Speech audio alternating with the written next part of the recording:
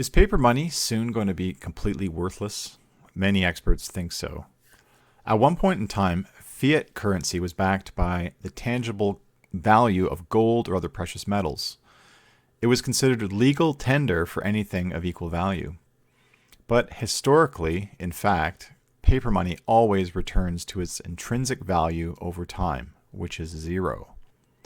The value of a dollar bill today is only what the government says it is.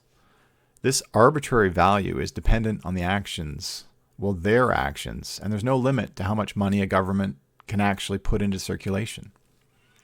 The worldwide average life, in fact, of fiat currency is 35 years. That's it. In fact, in the past few years, Europe has already lost 24 fiat currencies to the euro. In the past year, the Cuban peso is down over 50%, and the Zimbabwean dollar is down over 76%.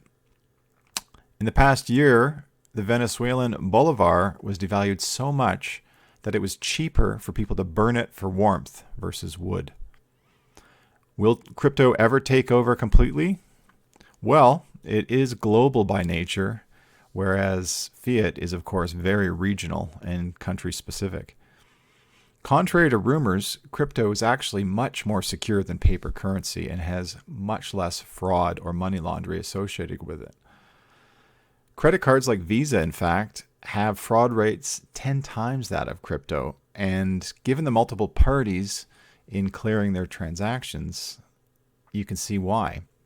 Credit cards have 4 stages where fraud can occur. There's the payment authorization stage, there's the batching, there's the clearing phase, and then there's the settlement. So these are all weak points in the chain of events for that sort of payment structure. Right now, between 10 and 20% of North Americans hold some form of cryptocurrency, and this is growing. So is this the future? Is crypto here to stay, or is cash still going to hold on to be king? You decide.